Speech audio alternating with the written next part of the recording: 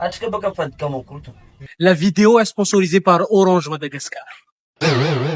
Soirée mare!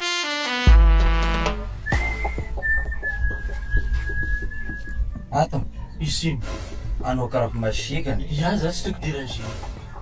Tsy zay ka po zany ranitra antina andeha ivolagna aminao fa tsy enjeo koa raha ataony bazara hoe mampatsika jusqu'ariva.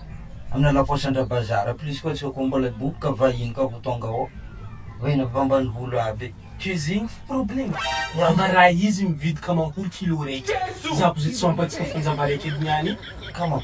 Atsika baka fadika makoto. Vidiana kamankory. Zegny fady mihina vary miaraka. Kare mba moyen dépense. Tsy miankitra anao amin'ny vahiny aby. Indo, anao raha volaniko areva e. Indo, volagna amin'ny tantininao zegny. Ok to.